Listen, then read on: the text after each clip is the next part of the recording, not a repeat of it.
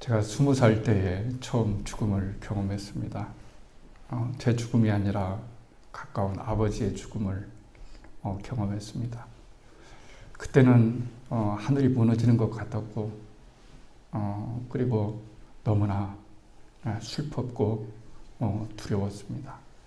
아버지가 집에서 돌아가셨는데 살려내기 위해서 아버지를 들쳐업고 도립병원에 갔습니다. 그런데 아버지가 하나도 무겁지를 않은 거예요. 지금 시신을 뵌 다음에는 얼마 못 갈 텐데 아무튼 정신없이 아버지 살려보겠다고 갔습니다. 갔는데 의사가 사망 선고를 해서 다시 아버지를 들쳐업고 집에 왔습니다. 집에서 처음 통곡이 터져 나왔습니다. 그러고 난 다음에 두 번째로 향한 것이 교회였습니다. 뭔지도 모르는 교회를 다니고 있었지만 막연히 하나님께서 우리 아버지를 구원해 주셨으면 참 좋겠다. 예수를 믿지 않은 아버지였기 때문에 목사님이 와서 기도해 주면 우리 아버지가 구원받을 것 같았습니다. 그래서 울면서 목사님 집을 교회를 향해서 갔습니다. 늦은 밤이었기 때문에 쾅쾅 소리를 지르며 문을 두드리면서 우리 아버지가 돌아가셨어요. 목사님, 그게 불렀는데 목사님이 나오셨습니다. 그래서 우리 아버지가 돌아가셨으니 목사님이 와서 좀 기도 좀 해주셨으면 좋겠습니다. 이랬습니다. 그랬더니 알겠다 말고 하시고 마음이 아프겠구나 이런 말 하시고 들어가시는 거예요. 저랑 같이 빨리 가보자 이럴 줄 알았어요.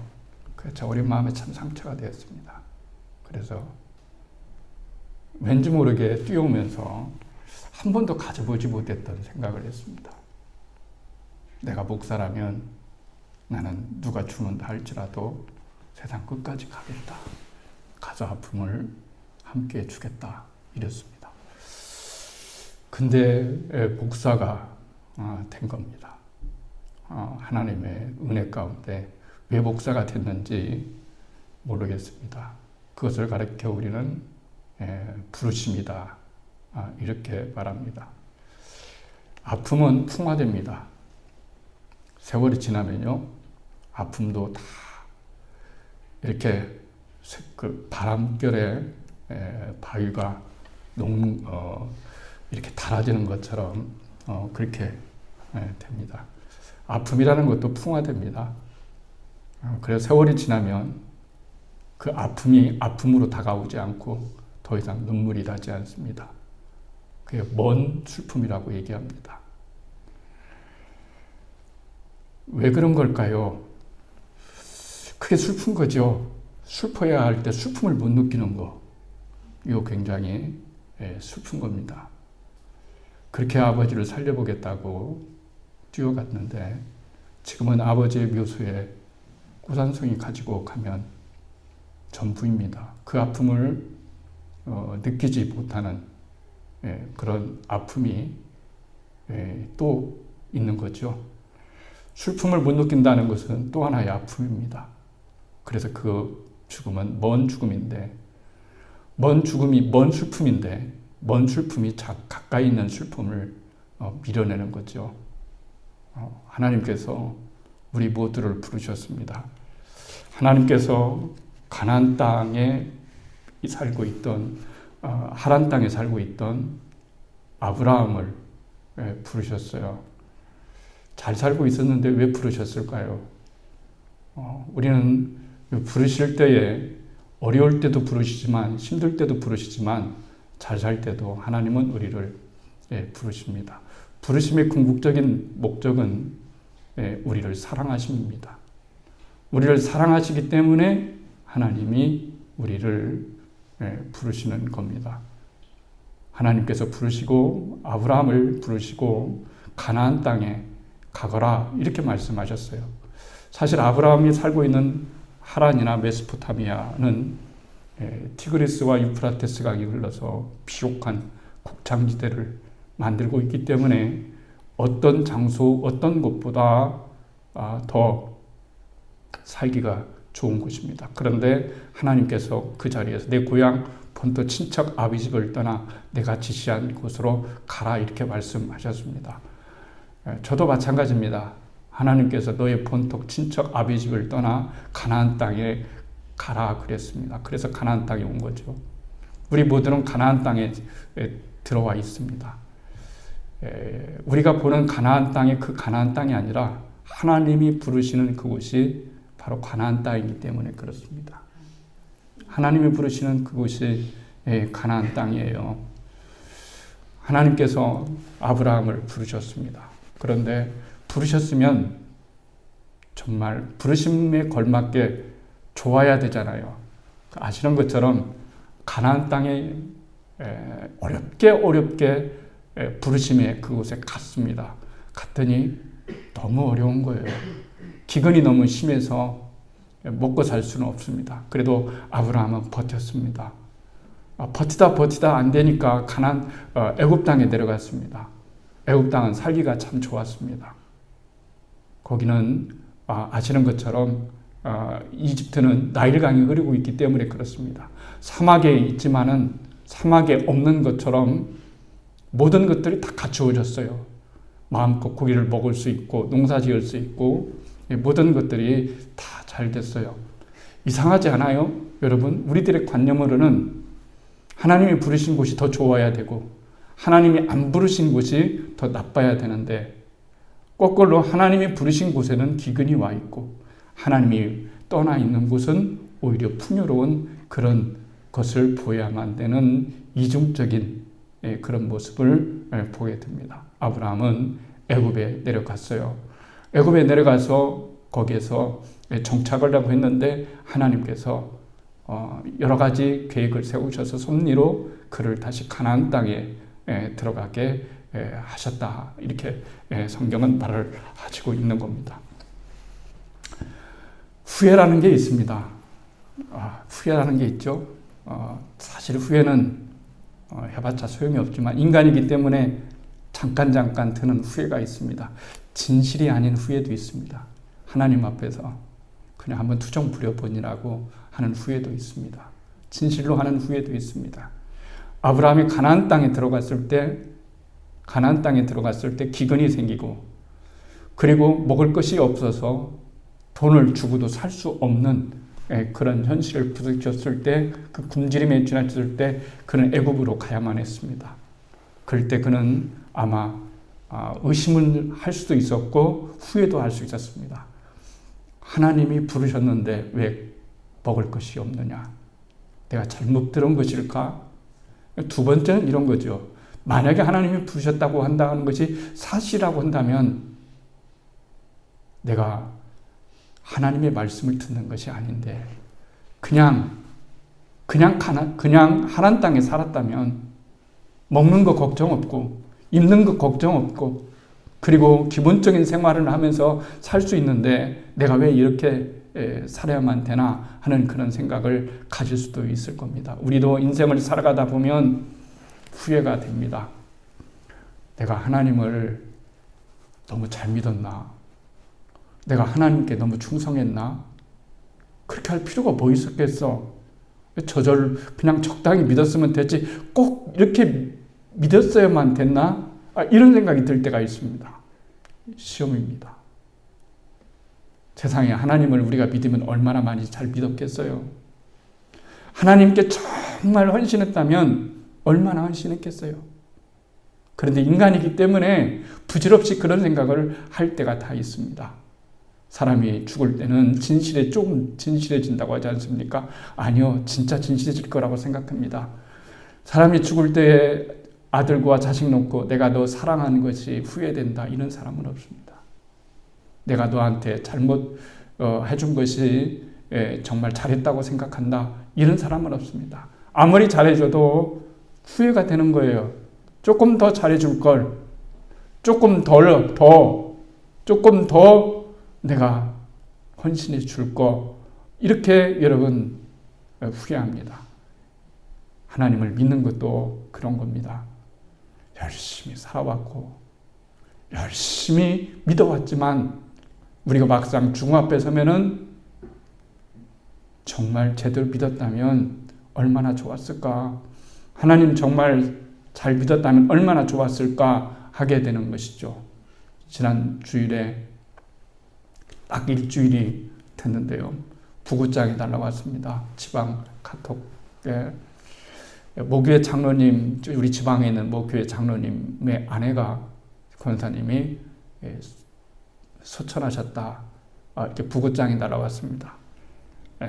그래서 장례식장을 갔죠. 가서 남편 되신 장로님과 얘기를 했어요. 어떻게 돌아가셨어요? 심장마비로 돌아갔을 때입니다. 어제 저녁까지 같이 밥 먹고 같이 TV 보고 그리고 같이 누웠습니다. 잠자리에. 일어나 보니까 아내가 죽어 있는 거예요. 세상에 이런 일이 있을 수 있어요? 얼마나 황당하겠어요. 어저께 저녁에도 같이 밥 먹었어요. 같이 TV 봤어요. 같이 침대에 잠들었어요. 같이 누웠는데 아내가 깨어나지를 못해요. 그냥 돌아가신 거죠. 이 죽음에 대해서 예수를 믿지 않으면 해답은 절대 없습니다. 예수를 믿으면 해답이 생깁니다. 그래도. 왜요?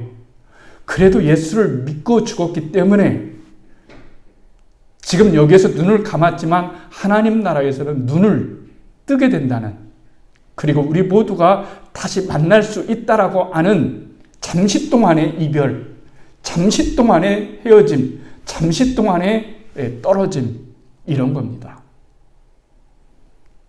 그분이 하나님 나라에 갔을 때 저는 이렇게 생각할 거라고 생각합니다. 주님, 열심히 살아왔는데요.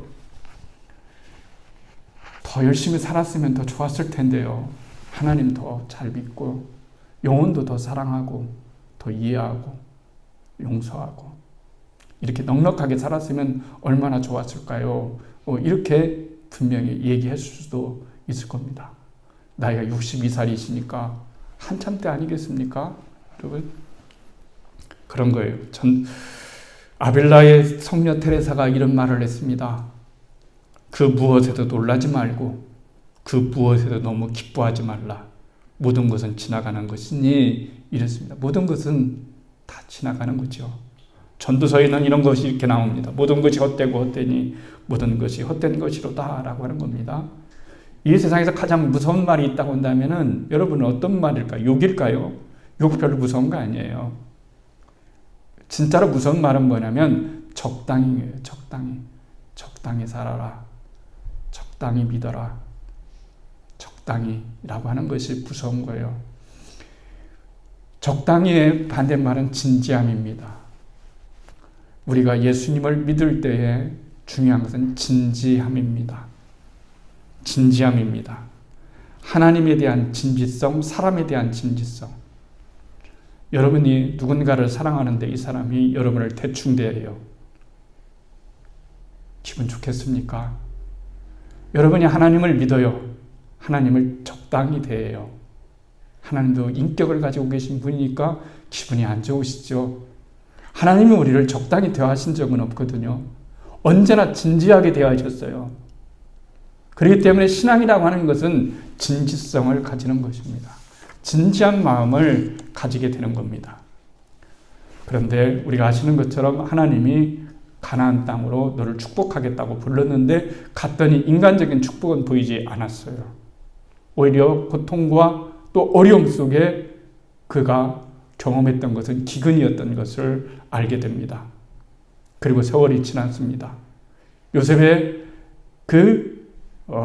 신앙으로 인해서 하나님께서 애굽으로 이주시켰죠. 거기에서 그들은 많이 숫자가 늘어났습니다. 그리고 고센 땅에서 행복하게 살았어요. 행복하게 살았습니다. 지금이니까 여가의 시간, 여가라는 것이 있지 옛날에는 뭐 여가 있어요. 뭔 여가가 있습니까? 여가가 없죠. 그냥 잘 먹고 잘 살고 하루 세끼 먹고 뭐 이러면은 행복할 그때가 여러분 있었습니다. 그러니까 아브라함의 후손들이 가나안 땅에서 다시 애굽으로 갔을 때 그들은 너무 풍요로웠어요. 그런데 문제가 생겼어요. 요셉을 알지 못하는 왕이 나타나서 요셉의, 그러니까 아브라함의 후손들을 핍박하기 시작을 했습니다. 그래서 노예로 만들었어요. 하루아침에 날벼락을 맞은 거죠. 하루아침에 날벼락을 맞은 거예요. 얼마나 기도했겠어요. 정권이 바뀌게 해주세요. 저 정권이 바뀌면 좀 낫지 않을까? 우리도 그러지 않겠습니까? 그러면 정권 바뀌기를 얼마나 바랐겠어요. 그러나 정권이 바뀐다고 해서 될 문제는 아니었고 계속해서 어려움이 여러분 있는 거예요. 그랬더니 그들이 기도했습니다. 어려우니까 기도하는 거죠. 하나님 살려주세요. 아브라함의 하나님, 야곱의 하나님, 이삭의 하나님, 요셉의 하나님, 우리에게 주신다고 했던 그 놀라운 축복을 우리에게 주세요라고 이제 기도한 거예요. 하나님께서 그 고통을 들으셨다고 하는데 거기에서 중요한 것은 뭐냐면 하나님께서 그 기도를 들으신 이유 가운데 가장 큰 것은 언약이었다고 말하는 거예요. 내가 내 종 아브라함과 이삭과 야곱에게 언약한 것을 너희들에게 내가 이제는 실현하겠다라고 하는 거예요. 때가 있는 거예요. 그러면 지금까지는 왜 그런 게 안 됐을까요? 제 친구 목사님이 하나 있는데요. 좀 순탄하게 목회를 하는 편이에요. 저기 울산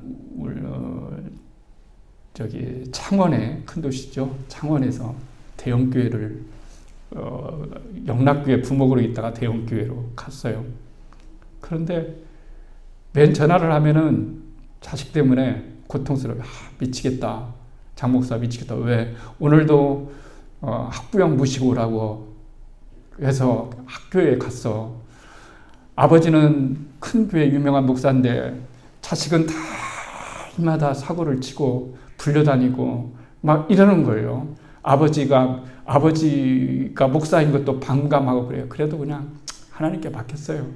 뭐 다른 맡기는 거 뭐이겠어요. 그런데 세월이 지났어요. 얘가 중국도 가서 공부하고 말이 공부지 그냥 여기에서 도피시킨 거죠. 여러분 중국에 가서 생활도 하게 하고 막 이러다가 돌고 돌아서 이제 다시 왔는데 걔가 어느 날 갑자기 나타나가지고 그러는 거예요. 엄마 아빠 나 목사 될래요. 이런 거예요. 그러니까 엄마 아빠가 너무 낯선 거예요.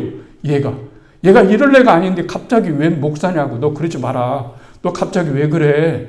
이런데 아니라고. 나 목사가 되겠다고 하면서 신학교에 들어가서 지금 공부하면서 전도사를 하고 있대요. 꼭 목사만 돼야 하나님 일을 하겠어요. 훌륭한 사람들 많이 있잖아요. 그렇게 하지 않아 사회 나가서 열심히 하면 좋은 크리스찬 되면은 하나님 잘 섬기는 거겠죠. 제가 말씀드리고자 하는 것은 때가 있다는 거예요. 모든 것은 범사에 때가 있고 기한이 있어요. 그 기한과 때를 내가 끌어당길 수는 없는 거예요. 그러나 하나님은 인격자이시기 때문에 그 때를 하나님께서 굽어 살피실 수 있는 놀라운 은혜가 될 거예요. 여러분, 하나님께서 이스라엘 백성들을 구해주시려고 가나안 땅에 들어가게 하시려고 모세를 보내셨어요. 그런데 그들이 노예가 아니에요. 여전히 족속의 하나로서 애굽에서 잘 살고 있어요. 말이 먹혀들까요? 설득이 될까요? 나 하나님이 보내서 왔는데 우리 민족들, 너희 민족들을 구원해서 가나안 땅으로 들어가게 하라고 하신다라고 이렇게 말하면은 아마 못에 돌 맞아 죽을지도 몰라요. 하나님이 누군데 우리 잘 살고 있는데 왜 와서 엉뚱하게 이래라 저래라 하느냐라고 말을 하겠죠. 그러나 상황이 달라졌어요. 그들은 노예가 됐거든요. 노예가 되니까 하나님의 말씀이 들리더라는 거예요. 하나님의 소리가 수용이 되더라는 얘기예요. 왜 인간은 그렇게 될 수밖에 없을까요? 인간의 실존이 그런 거기 때문에 그런 거예요.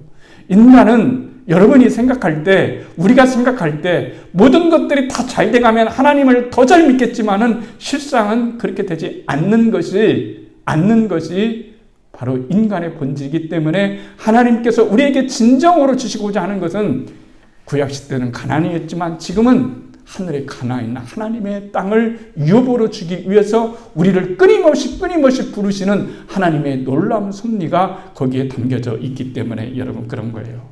오늘 본문에 보면 하나님께서 이제 가나안 땅에 여러분 인도하시려고 모세에게 마지막 명령을 하는 거죠. 너는 느부산에 올라가서 가나안 땅을 바라봐라. 이런 거예요. 약 올리는 것도 아니고요. 못 가는 가나안 땅을 왜 보라고 하십니까? 그러잖아요. 죽기 전에 한번 봐라. 그러면 하나님께서 죽기 전에 한번 보라고 한다면은 들어가게 하시지 무슨 그런 의미가 아니겠죠. 가나안 땅 들어가기 전에 노브산에 올라가서 가나안 땅을 한번 봤어요. 봤는데요. 반절이 암갈색인 거예요. 암갈색이라는 것은 뭐예요? 광야라는 얘기죠. 40년 동안에 이스라엘 백성이 본 색깔은 암갈색이에요. 푸른 녹색이 아니에요. 뉴질랜드 같이 여러분 여기 봐도 푸르고 저기 봐도 푸르고 뭐 이런 것이 아니라 암갈색으로 여러분 50%는 들어있고 50%는 그린 색깔이라고 친다 할지라도 가나안 땅은 그렇게 썩 좋은 가나안 땅은 결코 아니었다고 하는 거예요. 가나안 땅은 나무가 자라기 힘들고요. 또 농사짓기도 어려워요. 그런데 하나님께서 가나안 땅을 약속의 땅으로 주었어요. 왜 그런 걸까요? 가나안 땅에도 여러분 좋은 땅이 있는데 블레셋이 이미 차지하고 있어요.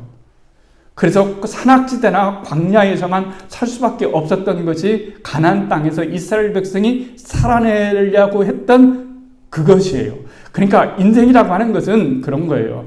모두 다 가나안만 있을 수 없고 모두 다 광야일 수만은 없는 거예요. 광야 속에 가나안이 있고 가나안 속에 광야가 있는 거예요. 아무리 우리가 가나안 땅을 산다 할지라도 우리의 인생이 하나님과 잇대어 있지 않으면 광야에 사는 것이고 아무리 광야에 산다 할지라도 하나님과 잇대어 있으면 가나안 땅에 사는 거예요. 그것이 우리들에게 성경이 말해주고자 하는 거예요. 이스라엘 가나안 땅에서 진짜로 중요한 것은 뭐냐면은 비와 이슬이에요. 비와 이슬이 없으면 가나안 땅은 가나안 땅이 될 수가 없어요. 근데 하나님께서 이스라엘 백성을 가장 연약한 상태에서 뽑으셨는데 땅도 하나님이 고르셨어요. 이스라엘 백성에게 어느 땅을 줘야 될까라고 했을 때 가나안 땅을 주었을 때 가나안 땅은 애굽 땅과 같지 않았어요. 애굽 땅은 에덴과 같은 땅이었다고 말을 하고 있어요. 너무 좋은 땅인 거예요. 너무 살기가 좋은 땅인 거예요. 근데 왜 그런 땅은 주지 않고 왜 비가 내리고 왜 이슬이 내려야만 사는 그런 땅을 주셨을까요?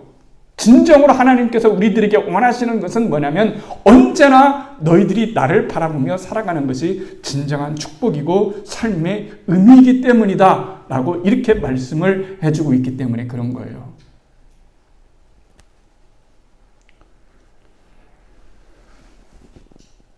토요일 어저께 서점에 좀 있어서 설교 준비를 했습니다. 설교 준비를 하고 있는데 조금 쉬려고 소파에 앉았어요. 할아버지가 왔어요. 전화가 왔는데 전화를 잘 못 받는 거예요. 그래서 저한테 전화를 좀 받아달래요. 할머니가 전화 왔어요. 쉬운 말로 번역하면 아내한테 전화 온 거예요. 아내가 전화를 했어요. 여보세요? 당신 어디 있어요? 예, 할머니. 할아버지 지금 제 옆에 있어요. 어디에 계십니까? 한양문구에 있습니다. 한양문구가 어디예요? 태영프라자 지하 1층입니다. 그러면은 거기가 어디예요? 예, 서점이에요. 할아버지 서점에 와 있어요. 그런 거예요. 그러면은 움직이지 말고 거기에 그 자리에 있으라고 하세요. 이렇게 얘기하더라고요. 그래서 할아버지한테 그랬어요. 할아버지, 할머니한테 전화 왔는데 그대로 있으라고 합니다. 이렇게 얘기를 했더니 할아버지가 일었으면서 뭐라고 하냐면 반절은 정상이고 반절은 정상이 아니시기 때문에 이렇게 왔다 갔다 하시는 거죠. 그러니까 뭐라고 하냐면 아유, 내가 너무 오래 살았어. 빨리 죽어야지. 인생이 예수님이라고 하는 구원이라고 하는 하나님이라고 하는 의미가 없으면 인생은 빨리 죽어야지 하는 것이 답이에요. 그렇잖아요.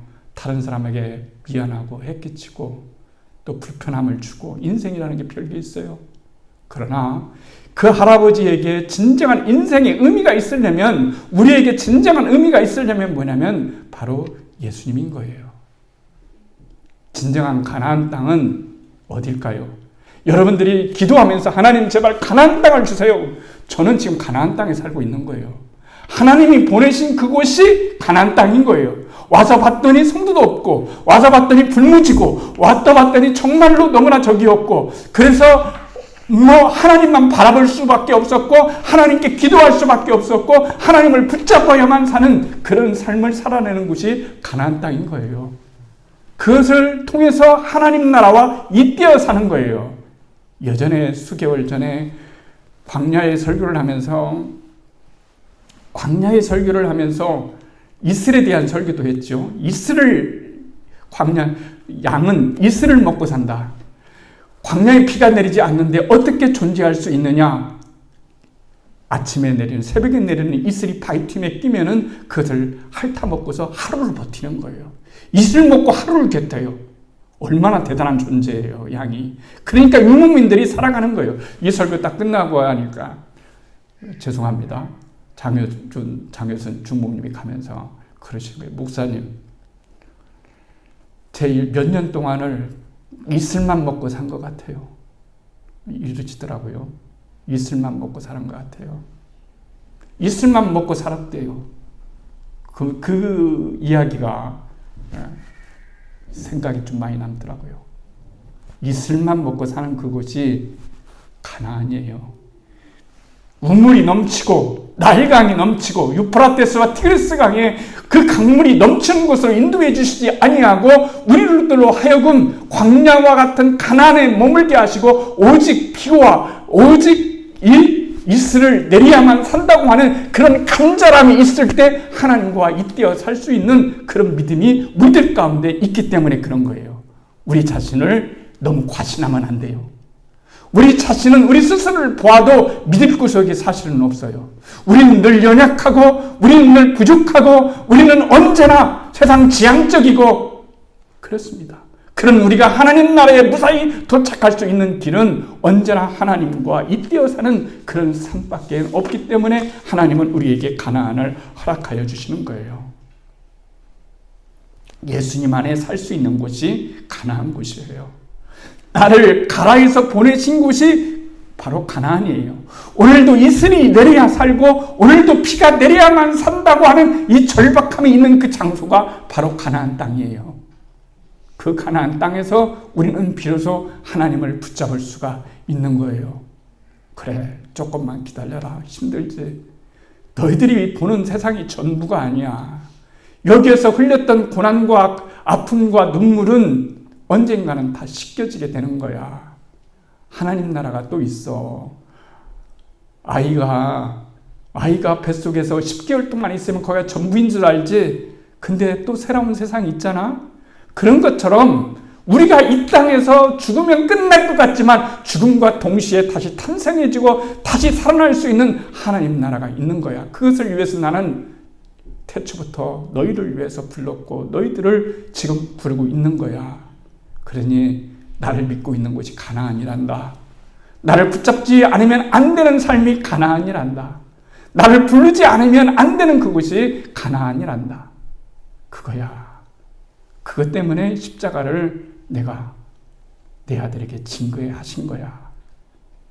그러니 힘을 내고 주님을 바라보고 광야에서도 가나안에서도 하나님만을 바라볼 수 있는 그것이 진정한 삶의 의미야. 이 의미를 잘 깨달았으면 참 좋겠구나. 주님 언제나 우리에게 이렇게 말씀하시지 않겠어요? 여러분, 그런 거예요. 바울은 이렇게 말합니다. 나는 자랑할 것이 없다. 나는 예수 그리스도와 오직 그의 십자가만을 자랑한다라는 거. 왜 그런 걸까요? 이유는 딱 한 가지인 거예요. 예수 그리스도와 십자가만이 우리를 하나님과 나 사이를 잇대어 놓을 수 있고 하나님 나라에 들어갈 수 있고 우리에게 인생의 의미를 해석하게 할 수 있고 하나님의 은총을 받을 수 있는 그런 의미가 있기 때문에 여러분 그런 거예요. 가나안의 의미를 아시겠죠? 가나안에는 그런 눈물도 있는 거예요. 가나안에는 아픔도 있는 거예요. 그런데 가나안에는 세상에 없는 것이 하나 있어요. 뭘까요? 하나님이에요. 예수님이에요. 나를 사랑하사 나를 위하여 십자가를 지시고 나를 살리신 그분 안에서만 인생의 진정한 의미를 깨달을 수가 있어요. 우리 모두에게 가나안을 주신 하나님께 감사하며 그 가나안 속에서 진정한 하나님 나라의 가나안을 잇대어 살 수 있는 우리가 되기를 주님의 이름으로 진정으로 축복합니다.